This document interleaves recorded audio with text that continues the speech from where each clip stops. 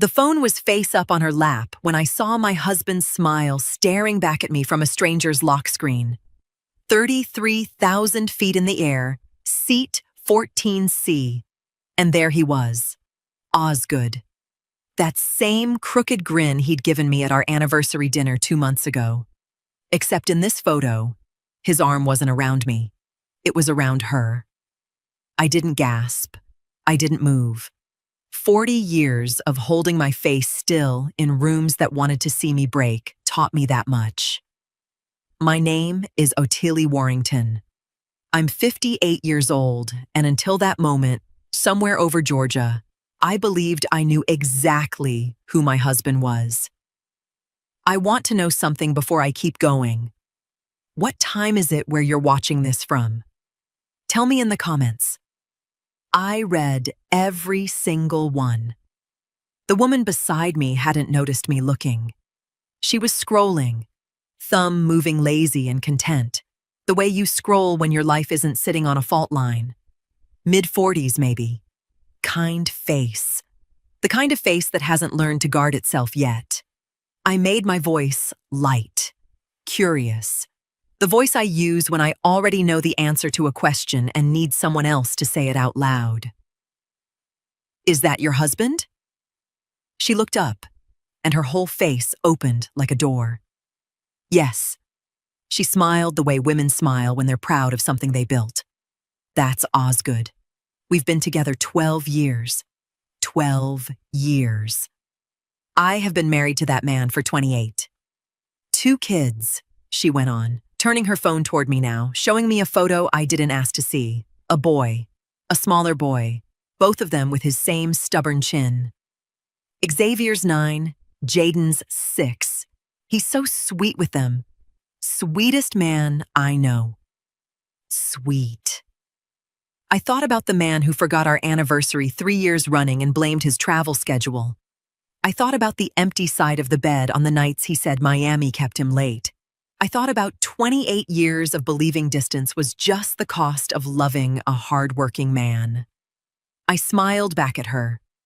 Not because I felt like smiling, because something in me, some old, cold, steady part of myself I didn't know I still had, understood that this woman was not my enemy. She was standing exactly where I had stood for 28 years, believing. He sounds wonderful, I said. And I meant every syllable of it because it wasn't a lie. He probably was wonderful to her. He'd had plenty of practice being wonderful to me first. She kept talking, told me about their house, about Jaden's baseball, about how Osgood always called before bed, no matter where he was. I listened to every word like I was memorizing a map, because that's exactly what I was doing. I had 2 choices in that seat. I could turn to this woman and hand her the truth right there over the Atlanta skyline, watch her whole life crack open in economy class. Or I could sit with what I now knew and figure out exactly how much I was dealing with before I said a single word to anyone. I chose to keep smiling. I'm Ottilie, by the way, I told her, and reached out my hand like we were just 2 women passing time on a long flight. She shook it warmly, told me her name was Alicia. I held that name in my mouth like a stone I intended to keep. By the time we landed, she'd given me her number, told me to text her anytime. I intended to.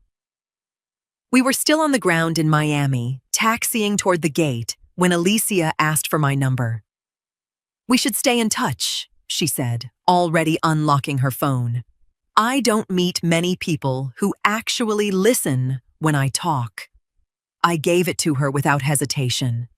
My hand was steady. That surprised me more than anything else that morning, that a hand could hold still while everything underneath it was rearranging itself. I don't usually give my number to strangers on planes, I said, letting a small laugh into it. But you're easy to talk to. She laughed too. Easy and warm. The kind of laugh that comes from a woman who has never had a reason to watch her back. Osgood always says I never meet a stranger. Drives him crazy sometimes. I kept my face soft. Sounds like he worries about you. He does.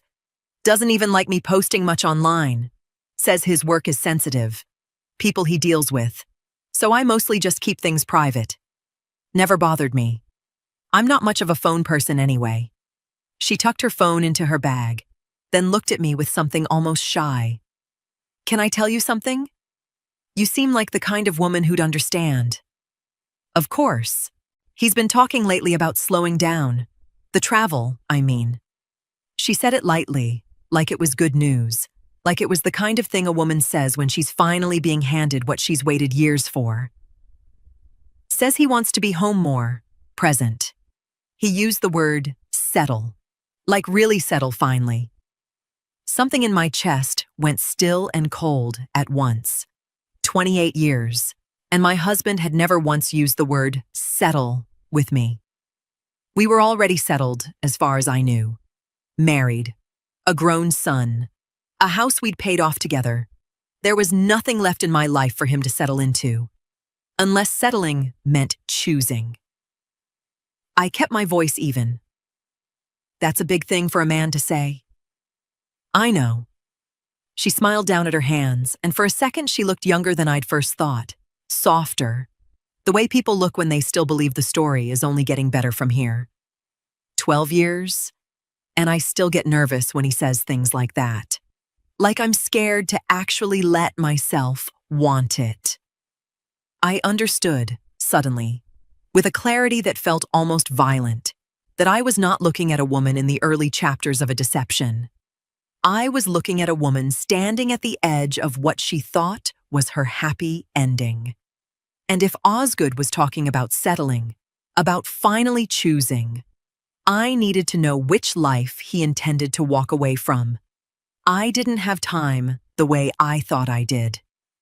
That sounds like a good problem to have, I told her, and the words tasted strange in my mouth, generous and false at once. We gathered our bags, moved with the slow shuffle of the aisle. She talked about her sons the whole way, Xavier's science project, Jaden losing his first tooth. And I listened, filing every detail away like evidence I didn't yet know how I'd use.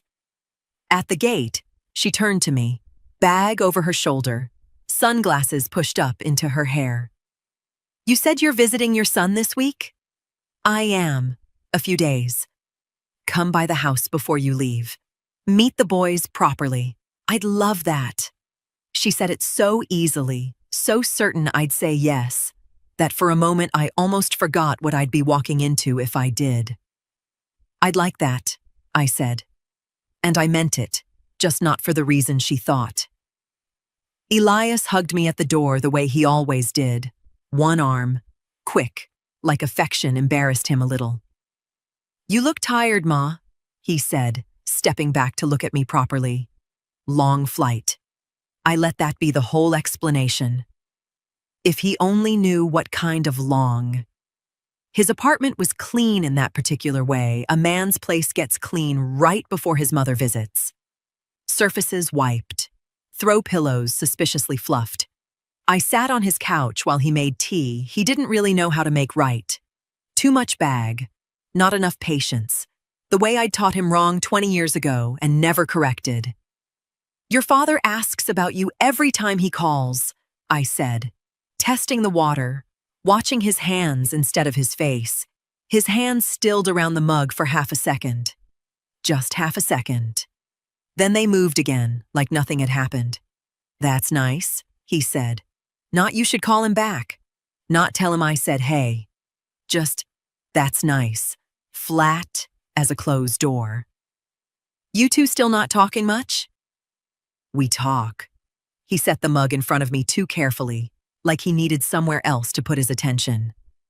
Just been busy. I know my son. I carried him 9 months and raised him 27 years, and I know the difference between busy and avoiding. This was avoiding wearing Busy's clothes. His phone lit up on the counter. He glanced at it the way you glance at something you're hoping will disappear if you don't look too long, then turned it face down without checking it. Somebody important? I asked, light as I could make it. Work stuff. Too fast. Too smooth. I let it sit there between us, unpushed, the way I've learned to let things sit, when pushing only teaches people to hide better. "When did you last see your father?" I asked instead. "Couple months ago. He came down for a weekend."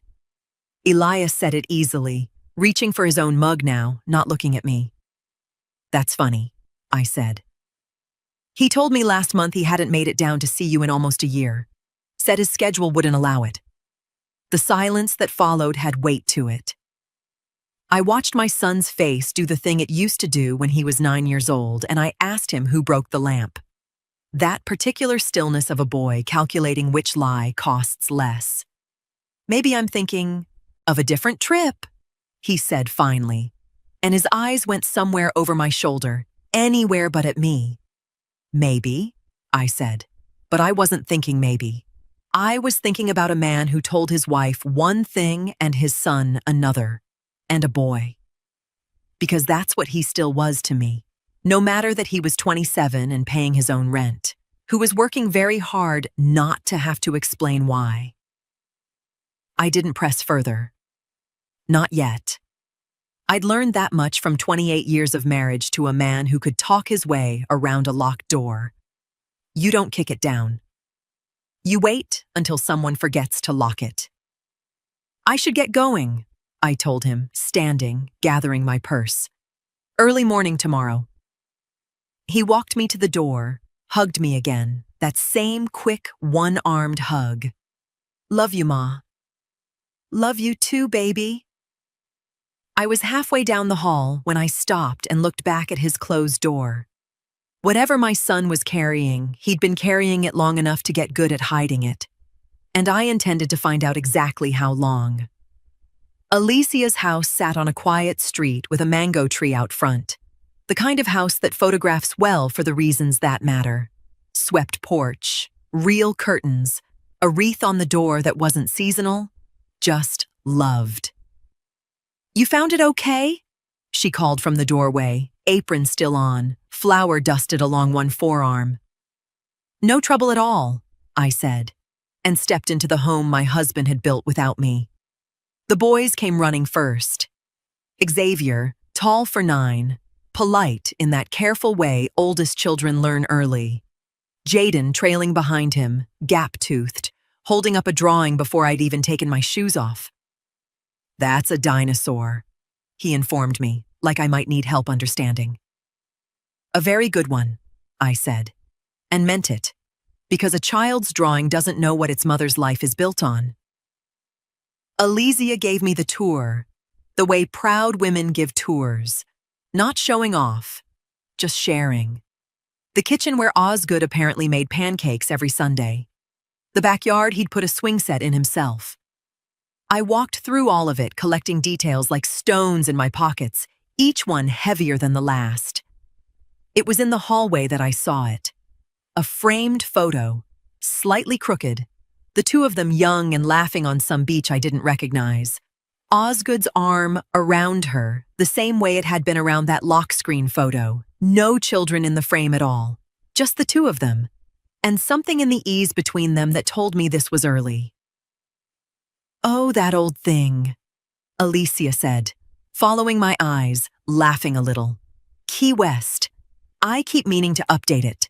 That was the year before we got married, if you can believe it."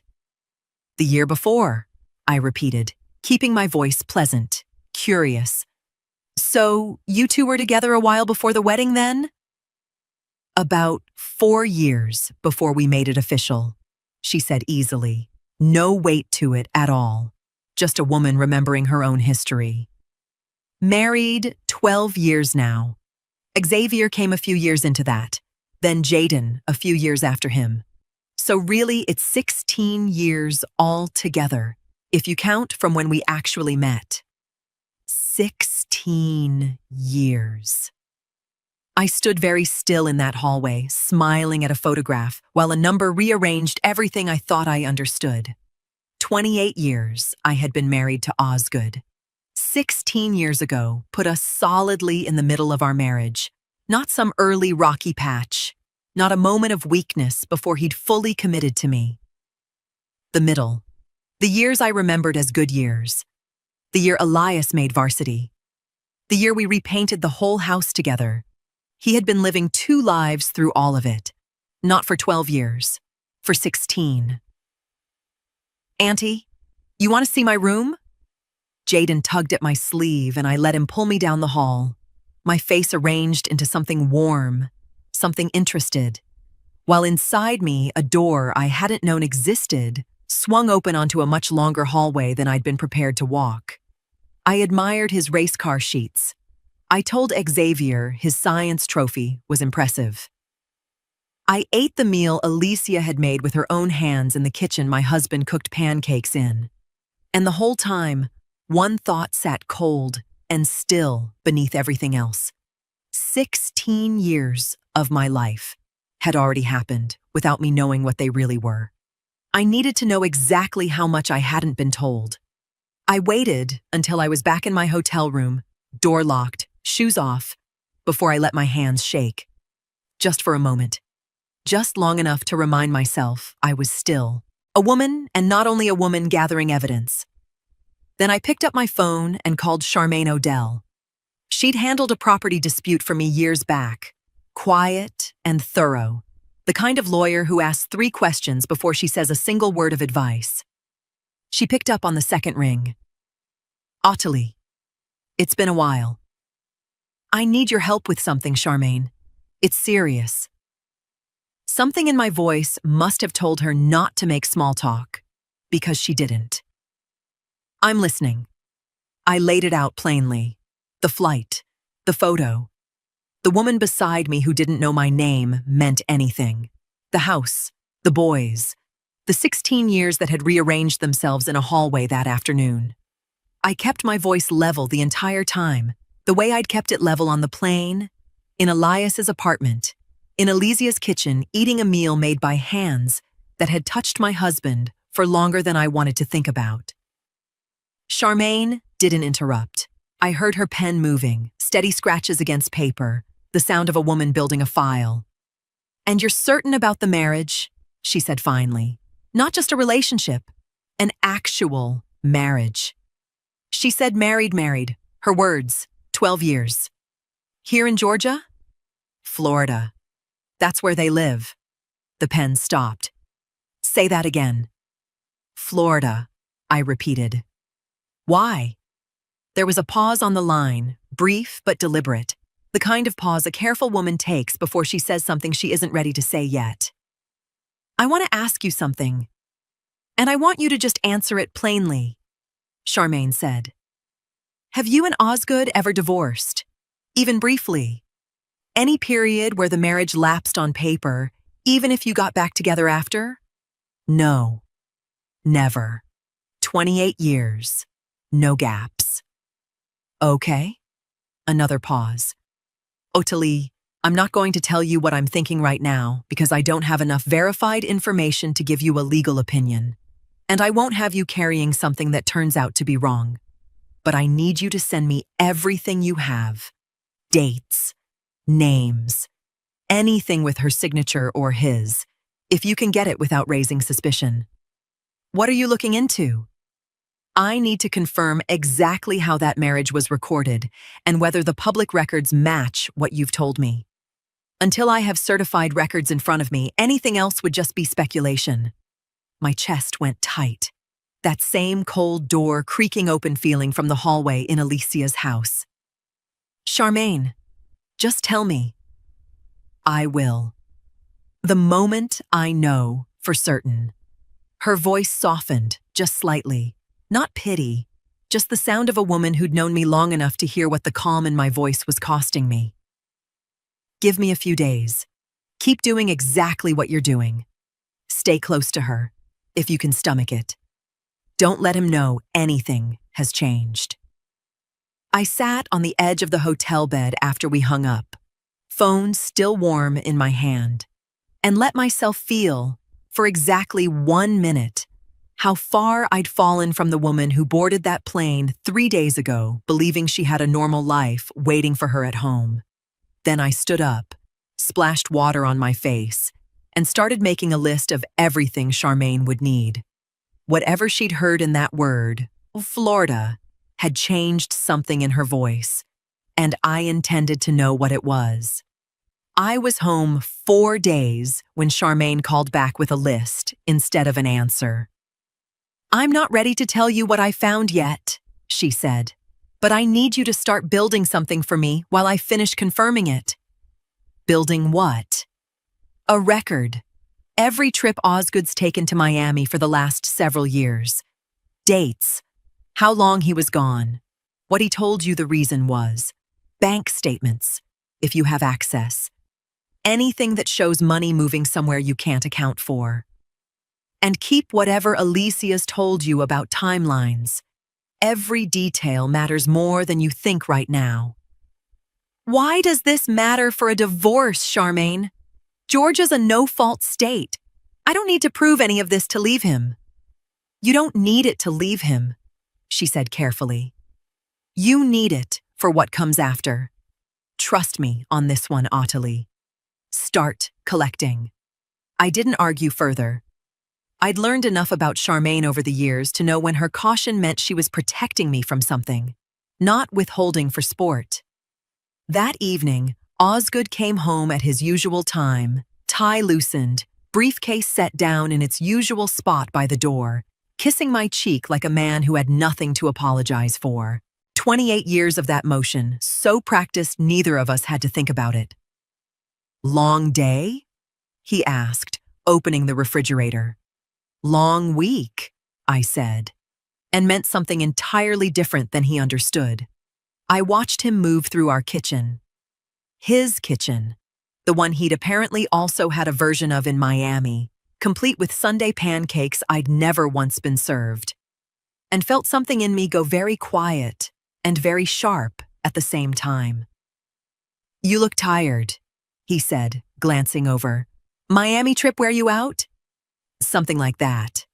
He didn't ask more. He never asked more.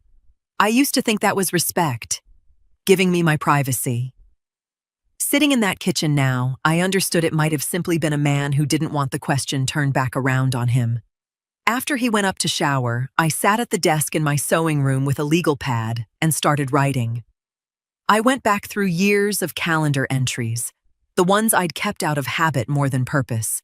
Osgood, Miami, conference. Osgood, Miami, client visit. 3 days here, 5 days there. A pattern I'd never once questioned because a marriage doesn't ask you to audit itself. I cross-referenced them against the timeline Alicia had given me without knowing she was giving it. Xavier's birthday, 9 years ago. Jaden's, 6. The photo in her hallway, 16 years back. Every gap lined up. Every excuse fit a shape I hadn't been able to see until now. Then I opened our joint bank account online, scrolling back further than I normally bothered to look, hunting for anything unfamiliar. Most of it was ordinary. Groceries, the mortgage, small charges I recognized without thinking. And then I found it. A recurring electronic transfer, the same amount, leaving our joint account on the same day every month, going to an account I didn't recognize. Not large enough to have ever caught my eye during a normal glance at our statements. Small enough to hide in plain sight for years. I sat very still, staring at the screen, listening to the shower running upstairs, my husband humming something to himself, the way he always did when he thought no one was listening. I had no idea what that account was, but I intended to find out exactly where that money had been going, and for how long.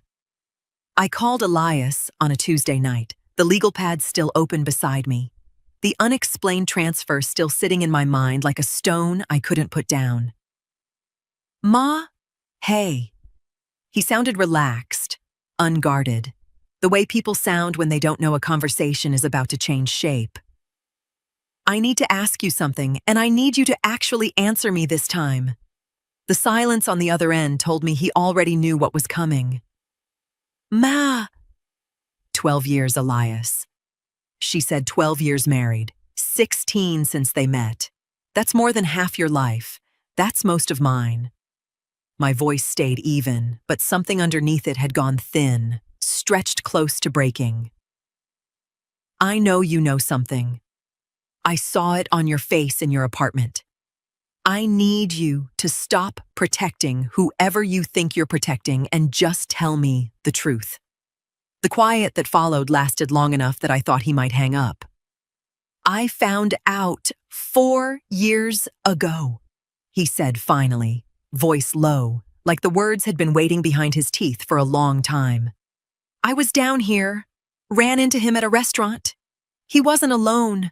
There were kids with him, Ma, calling him Daddy. My chest caved in on itself, but I made myself stay silent, made myself let him keep going. I confronted him right there in the parking lot after. He begged me not to tell you, said it wasn't what it looked like, said he was going to end it. He just needed time to do it the right way so it wouldn't blow up both families at once. Elias's voice cracked. I believed him, Ma. I didn't have proof of anything except what I saw with my own eyes. And I kept thinking, what if I tell you and I'm wrong somehow? And I destroy you over nothing? Then every few months he'd call and tell me he was finally going to end it, that he just needed a little more time to untangle everything without hurting everyone at once. I kept believing each promise would be the last one. You were protecting me, I said quietly. I was a coward, he said. There's a difference, and I know it now. I closed my eyes, sitting alone at my desk in a house my husband was upstairs sleeping in, and let myself feel the full weight of what my son had carried alone for 4 years. Every holiday, he'd been distant. Every excuse not to come home. Every strained phone call with his father I'd chalked up to normal father-son friction. I'm not angry with you, I told him, and meant it, even through the ache of it. You were 23 years old, carrying something no child should have to carry about a parent. That's not your failure, Elias. That's his. He was crying now, quietly, the sound of a man finally putting something down after years of holding it. I should have told you, he said. I think some part of me kept hoping it really would end on its own, and I'd never have to be the one to break your heart. How long ago did you last talk to him about it? The pause before he answered told me this wasn't over yet. Couple weeks ago, actually. He called me out of nowhere, said he needed me to keep quiet a little longer, said he was close to handling it, and if it came out wrong right now, it would ruin everything, for everyone. I went very still in my chair. Handling it how? He didn't say, Elias said. But Ma, he sounded scared, like something's already moving that he doesn't have control of. Charmaine asked me to send old tax returns if I had access to them. So Saturday morning, while Osgood was out at the hardware store buying something he didn't need, I went looking in the file cabinet in his office. I found more than returns. Folder after folder, years going back further than I expected, all filed neatly under headings in his handwriting. I pulled the tax documents first, the way Charmaine asked. They matched the copies I'd signed over the years, just as I remembered. But tucked behind them was another folder labeled Financial Records. I sat down on the floor of his office and opened it. Inside were years of neatly organized bank statements from an account I'd never seen before, along with payment confirmations, cashier's check stubs, and copies of automatic transfers. Several of the deposits matched the recurring amounts I'd already found leaving our joint account. The payments were steady, month after month, stretching back years. There were no names tying the account to another household, no paperwork mentioning Elysia, no insurance beneficiary changes, no employment records that would have crossed a desk and raised questions. Just a carefully maintained trail of money moving through an account he'd never told me existed. He hadn't stumbled into hiding a second family. He'd built the hiding the way he built everything else, carefully, methodically, The same patience he brought to fixing a leaking faucet or planning a retirement account. I photographed every page before I put them back exactly as I'd found them. When he came home, bag from the hardware store in hand, he kissed my cheek the way he always did. "Find everything you needed for that project?" I asked, meaning nothing by it that he could hear, meaning everything by it that I could. "Yeah, just some weather stripping. That door in the garage has been letting in air all winter." He set the bag down. Ordinary. Unbothered. A man who believed his airtight life had no drafts in it either. I thought about Elias, 23 years old in a parking lot, being asked to hold silence like it was a small favor instead of a weight that would follow him for years. I thought about every missed holiday, every short phone call, every time I'd told myself my son was just busy building his career and never once considered he might be building a wall. I didn't spiral into it the way I had in the hallway of Alicia's house, or at my desk with that transfer glowing on the screen. I'd done my grieving already, piece by piece, chapter by chapter of a life I was only now reading correctly. What I felt now wasn't shock anymore. It was recognition, settling into my bones like something almost peaceful in its clarity. My phone buzzed on the counter. A text from Elias. He just told me he's coming down to Miami again next week.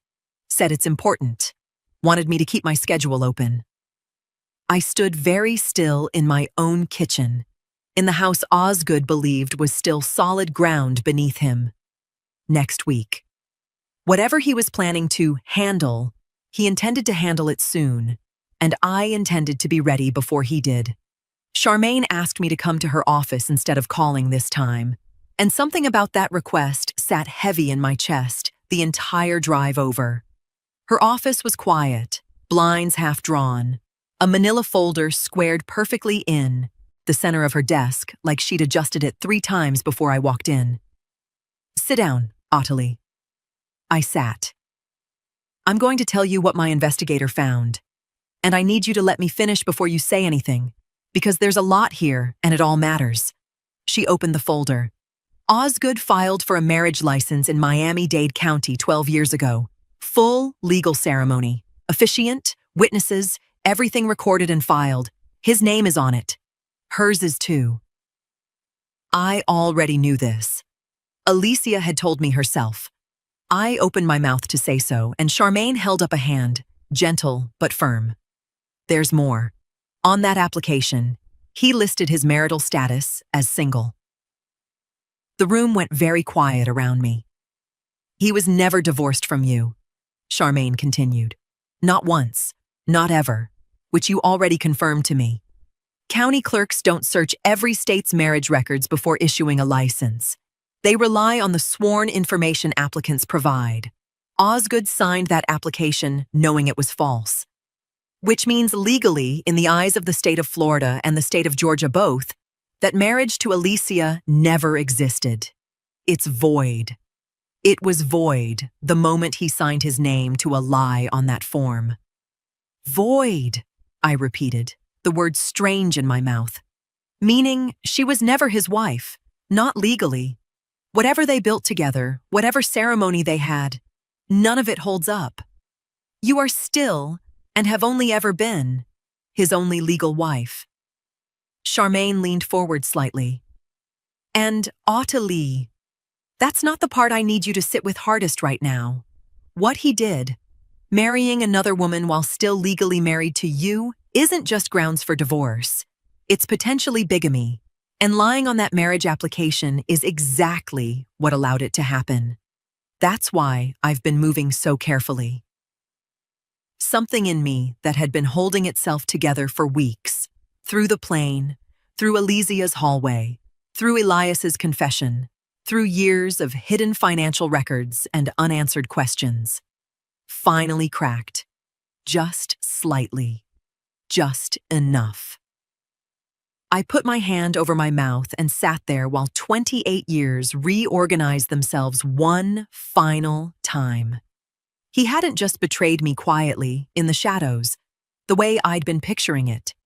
He'd stood in front of an officiant and lied under legal oath to marry another woman, fully aware of exactly what he already had at home. "The transfer," I said suddenly, remembering. "The recurring one, from our account?" "We traced it," Charmaine said. "It's been going to an account tied to a P.O. box in Miami-Dade for 11 years. Not the whole picture.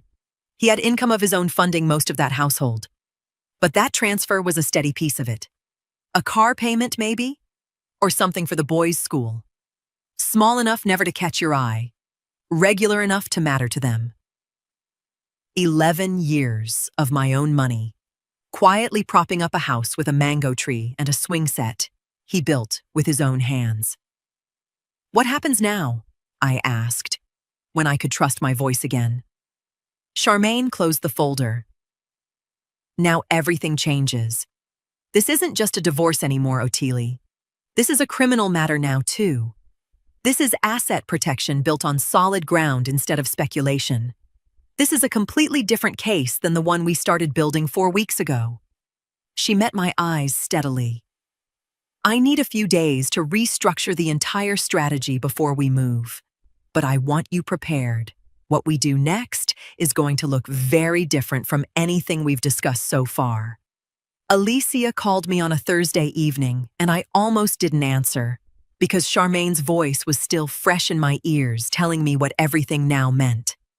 But I'd learned by then that stepping back from Alicia too suddenly would raise its own questions, so I picked up. "Hey, you got a minute?" Her voice sounded different, thinner, not her usual easy warmth. "Of course. What's wrong?" "Probably nothing." A pause, the sound of her moving somewhere quieter, a door closing softly in the background. "I was getting Osgood's jacket ready for the cleaners, and I found a receipt in the pocket. Hotel, here in Miami, from 3 weeks ago." I went very still, phone pressed to my ear, waiting. "He told me he was in Tampa that whole week. Client thing." Her voice wavered slightly. "But this receipt has him checking into a hotel 20 minutes from our house, same city he told me he wasn't in." "Maybe there's an explanation," I said, keeping my voice even, gentle, the voice of a friend and nothing more. "That's what I keep telling myself." She laughed, but it came out wrong, cracked at the edges. "I know I sound crazy. It's probably nothing. Businesses get their paperwork mixed up all the time, right?" I didn't answer that. I let the silence do what silence does. "It's just—" She stopped herself, started again. 12 years, and I've never once had a reason to check up on him. Never looked through his phone, never questioned a trip. Nothing.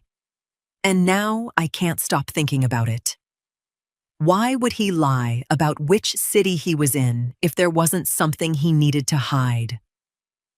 Every word she said was a knife I already knew the shape of, watching her discover an edge I'd been living with for weeks. "Have you asked him about it?" I asked. "I don't know how to, without it turning into a whole thing." She exhaled, long and unsteady. "You're the only person I've told. I don't even know why I'm dumping this on you." "Because you trust me," I said, and the words nearly broke something loose in my chest, because it was true, and because trust was exactly the thing I was standing there quietly spending. "Ottilie, can I ask you something? You've been married a long time, right? Almost 30 years. Does it ever—" She hesitated. "Does it ever get easier, trusting someone completely? Or does some part of you always wonder?" I closed my eyes. I thought about Charmaine's voice. Stay close to her. Don't let anything change. And I thought about this woman on the other end of the phone, standing in her own kitchen, doubting the ground under her feet for the very first time in 12 years, with absolutely no idea that the woman she'd called for comfort was the reason the ground was about to disappear entirely. I opened my mouth. The truth sat right there, fully formed, ready to leave me. He's my husband too, Elysia. He's been my husband for 28 years. None of this is real, the way you think it's real. Ottilie? You still there? I closed my mouth again. I'm here, I said instead. I think trust is something you build every day, not something you get once and keep forever. It wasn't a lie. It also wasn't the truth she needed. Yeah, she said quietly.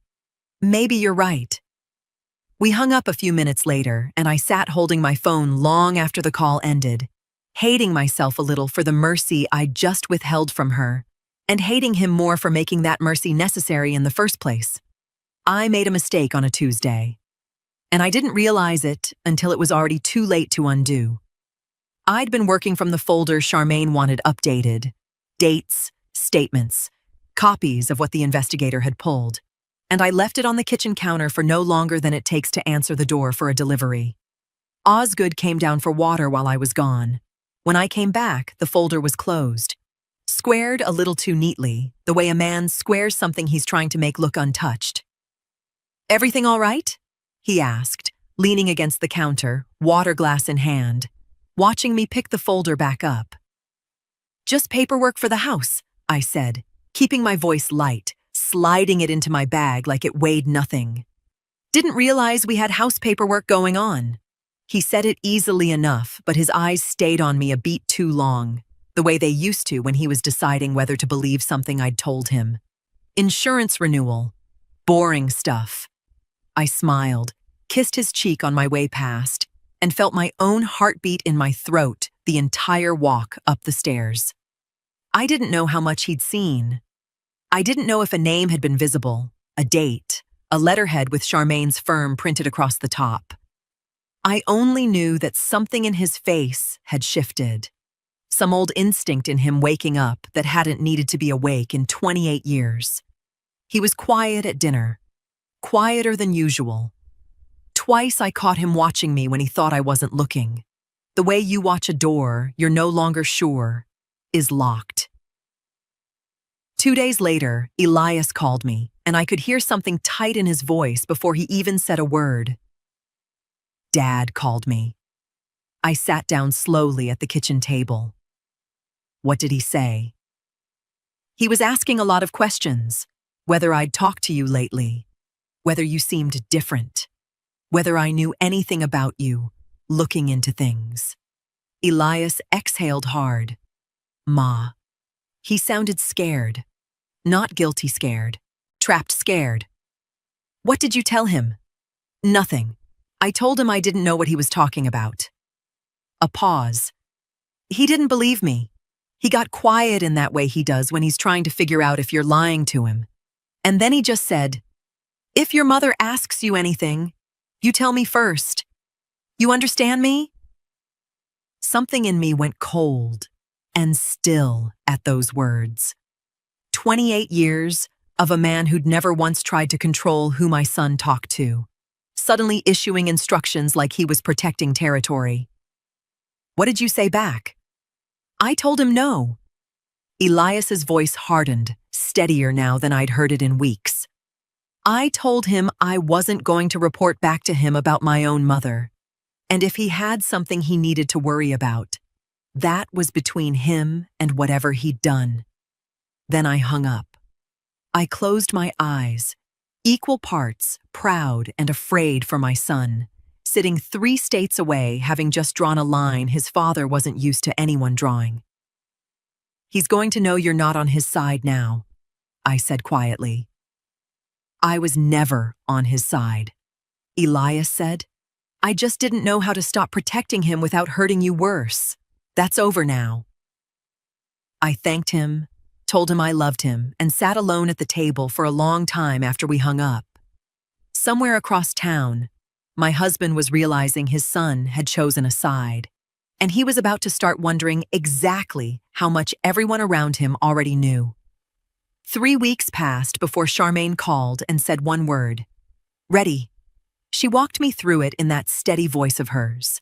The divorce filing, The bigamy evidence documented and passed along in a formal complaint to the district attorney's office in Miami-Dade. A process server retained and briefed on Osgood's travel pattern, thanks to the date Elias had passed along weeks earlier. "You don't have to be there," Charmaine told me. "Most people aren't." "I want to be," I said. "Not close, just there." She didn't argue. I think she understood, the way only another woman who'd watched other people's lives come apart for a living could understand.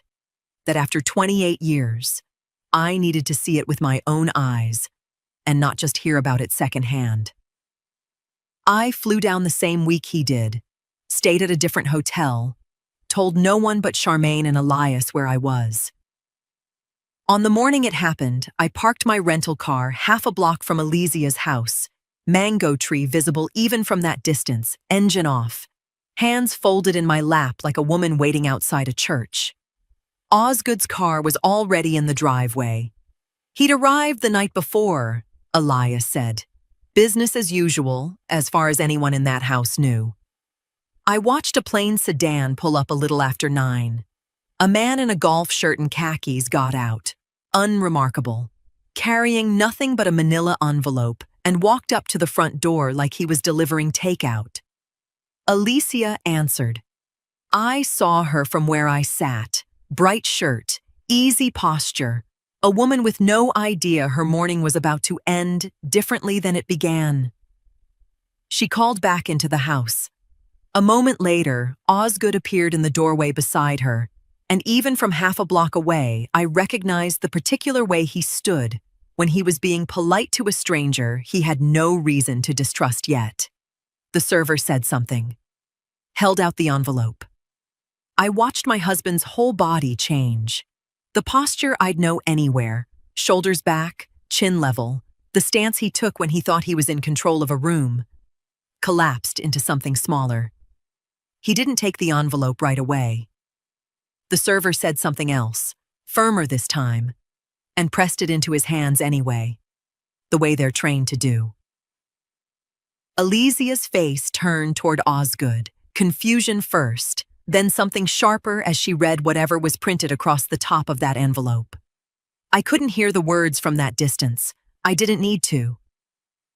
I watched him say something to her, quick, urgent, his free hand coming up like he could physically hold the moment together. She stepped back from him, just slightly, just enough that I saw it even from half a block away. The first crack in 12 years of certainty. He didn't look toward my rental car. He had no reason to. He didn't know I was anywhere near Miami, let alone parked close enough to watch the exact moment his two lives collided on a doorstep with a mango tree in the yard. I sat there a while longer after they'd both gone inside, the door closed, the server pulling away in his plain sedan, like he did this every day. Because for him, he did. 28 years. And it had come down to one envelope on one ordinary Tuesday morning. I started my car and drove back to my hotel. And for the first time since a phone lock screen changed my entire life, I let myself feel something close to peace. It didn't last. By the time I reached my room, my phone was already ringing. It was Alicia. I let it ring twice before I answered, because I needed those 2 rings to arrange my voice into something that could hold whatever she was about to say. "Oh, Tilly." Her voice was wrecked, breathless, like she'd been crying and running at the same time. "Something's happening. Osgood got served with papers this morning, divorce papers, and I don't understand. He's not making sense. He keeps saying it's complicated, and I didn't know who else to call." I closed my eyes. "Alicia, listen to me. I need you to sit down somewhere." "What?" "Just sit down, please." I didn't tell her then. I couldn't. Not over a phone line with her standing in a house still ringing with whatever half-truths Osgood had already fed her. I told her I was actually in Miami, that I could come to her, that she shouldn't be alone right now. She agreed before she even asked why I was in her city at all. By the time I got there, a different car was already pulling away from the curb. Two people in plain clothes. The kind of unremarkable sedan I recognized from Charmaine's description of how these things go. Investigators. Following up on the criminal referral. Exactly as Charmaine had warned me they would. Alicia opened the door with a face I will carry with me for the rest of my life. Not confused anymore. Broken open. They told me, she said, before I'd even stepped inside. They told me everything. Ottilio. They said his marriage to me isn't real. They said he's been married this whole time. 28 years, they said. Her eyes found mine, and something in them was already starting to understand what her mouth hadn't caught up to yet. 28 years? I didn't look away from her. That's how long I've been married to him, I said quietly. I'm his wife, Alicia. I'm the woman he was actually married to. She made a sound I'd never heard a grown woman make before, something between a laugh and a scream, and stepped back from me like the floor had opened. You knew. Her voice cracked wide open. That whole flight. You knew. And you let me talk about him. You let me show you pictures of You came into my home. You met my sons. I didn't know until you showed me his picture, I said. But after that, yes, I knew. And I made a choice not to tell you right away, because I needed to find out the truth before I destroyed both our lives with half of it. You used me. I protected myself while I figured out what was true. That's not nothing, and I won't pretend it doesn't matter. I'm sorry for the part of this that's mine to be sorry for. I kept my voice steady, kept my eyes on her even as she cried. But Alicia, look at me. I didn't do this to you. I didn't marry you under a lie. I didn't file a piece of paper saying I was single when I wasn't. That man did that, not me. She sank down onto her own front step, hands over her face, shoulders shaking. My boys, she whispered. What do I even tell my boys? I sat down beside her, close but not touching, and let her cry in a silence I didn't try to fill with anything false. I don't have an answer for that, I said honestly. But you're not going to have to figure it out with nothing. There are things you're owed here, legally, whether that marriage was real or not. I'll make sure you know what they are. She looked up at me, eyes raw, something new moving behind them. Not forgiveness yet. Not anything close to it. But the first flicker of a woman deciding whether she had it in her to stand back up. I need you to leave, she said quietly. Not forever. Just right now. I can't look at you and think straight. I nodded and stood, and left her sitting on her own front step in the wreckage of a life she'd believed in for 16 years. 8 months after that Tuesday morning in Miami, I sat in a courtroom in a navy blue dress and watched a bailiff call my husband's case. Osgood stood at the defense table beside a lawyer I didn't recognize. His suit pressed the way it always was, his posture arranged into something that almost looked like dignity. He didn't look at me. He hadn't looked at me directly since the day he was served. The bigamy case had moved exactly the way Charmaine warned me it would. Slower than the divorce, slower than grief, slower than anyone wishing for closure would have liked. Criminal cases don't resolve on anyone's convenient timeline, and this one was still working through pre-trial motions, a hearing here, a filing there, month by month. Today was only a status hearing. Nothing would be decided. I came anyway. I watched him plead not guilty months earlier, watched him today sit through a discussion of scheduling and discovery deadlines, like a man attending a mildly tedious meeting. When the judge asked if he understood the charges against him, he said, "Yes, Your Honor," in the same even, reasonable voice he used to tell me the weather stripping needed replacing. Outside the courthouse afterward, he caught up to me in the hallway before I reached the doors. Oddly. Just my name, like it still belonged to him to say. I stopped, but I didn't turn my whole body toward him. Osgood. I never meant for any of this to blow up the way it did. He said it quietly, urgently, glancing past me toward the doors like he was checking who might hear. If you'd just let me handle it my way. In my own time. What did handling it even mean, Osgood? What was the plan? He hesitated, jaw tight. I was going to end things with her. Quietly. Before you ever had to know any of it happened. I just needed the right moment. There was no right moment, I said. Only the one you kept postponing for 16 years. You had 28 years to handle it, I said. You chose 16 of them to build another life instead. He didn't have an answer for that. He never really had answers, only explanations, and I'd finally stopped waiting for the difference between them to matter. I walked away and didn't look back. Charmaine called 2 weeks later with the parts of the case that were actually finished. My asset case had concluded. The marital property was mine to divide as the only legally recognized spouse, the house, the retirement accounts. 28 years of a life that was, at least on paper, unambiguously ours. Not his and Alicia's. Ours. Mine. It's done, Charmaine said. Clean and final. You did everything right.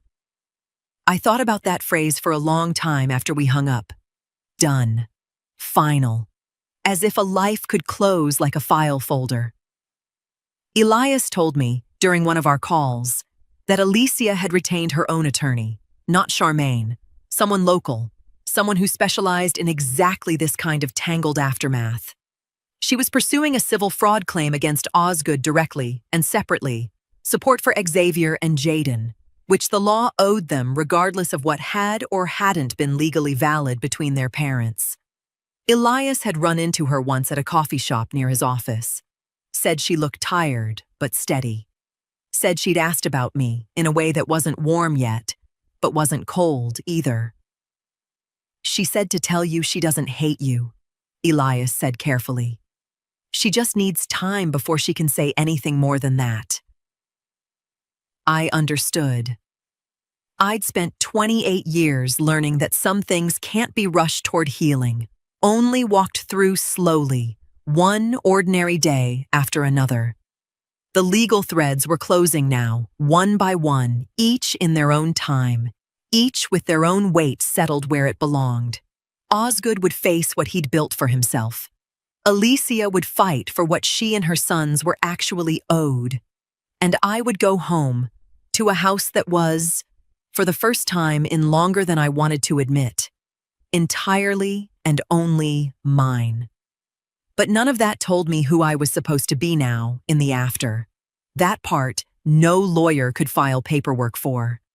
A year after that flight, I sat on Elias's balcony in Miami with 2 cups of coffee going cold between us, watching the city do what it always does at sunset. Turn gold at the edges like nothing underneath it had ever been complicated. You seem different, Elias said, glancing over at me. Lighter. I feel different. I turned my cup slowly on the railing. Took me most of the year to understand that this isn't the story of what I lost. It's the story of what turned out to actually be mine. The house was mine now, fully, no shadows in the deed. The retirement accounts, mine. 28 years of ordinary Tuesdays and grocery runs and painted walls, mine. Uncontested, unhaunted by a life I'd never known was running parallel to it. Elias reached over and squeezed my hand, the way he used to when he was small enough that I was the one doing the reassuring. I used to think I failed you, he said. Keeping quiet all those years. You were protecting a woman you loved from a truth you didn't have proof of yet, I said. That's not failure, baby. That's just love that didn't know where to put itself. He nodded slowly, and I watched something settle in his face that had been unsettled since he was 23 years old in a restaurant parking lot, carrying a secret alone. I saw Alicia last week, he said after a while. At Jaden's school. She's doing okay. Started her own thing, some kind of home organizing business. Said the boys are doing better than she expected. Good, I said, and meant it completely. I'd heard pieces of it through Elias over the months. The civil case settled quietly, enough that she and the boys weren't left with nothing, though nothing could hand back 16 years spent building a life on ground that was never solid. She hadn't reached out to me since that morning on her front step, and I hadn't expected her to. Some doors close gently instead of slamming, and you learn to let them. I thought about her sometimes. That mango tree. Those two boys who didn't ask to be born into anyone's deception. I hoped, honestly and without complication, that she found whatever piece was left for her to find. Osgood's criminal case was still working through the courts, slow the way Charmaine said it would be.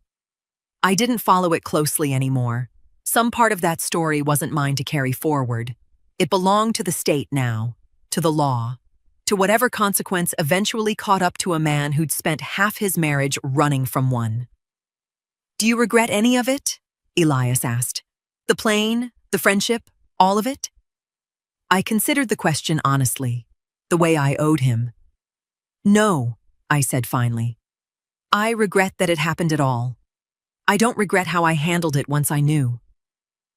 The sun kept sinking, gold sliding into that particular Miami orange that makes even ordinary evenings look like something worth remembering. My son sat beside me, present in a way he hadn't let himself be in years. No more locked phones, no more careful silences between us. I thought about the woman who boarded that plane a year ago, believing she understood the shape of her own life completely. She'd been wrong about a great many things, but she'd been right about one. That a woman who's spent her whole life learning to hold herself together can rebuild anything, as long as she's willing to look directly at what broke first. I raised my cooling coffee toward the skyline, toward my son, toward whatever came next. To what we built, I said, the parts that were always real,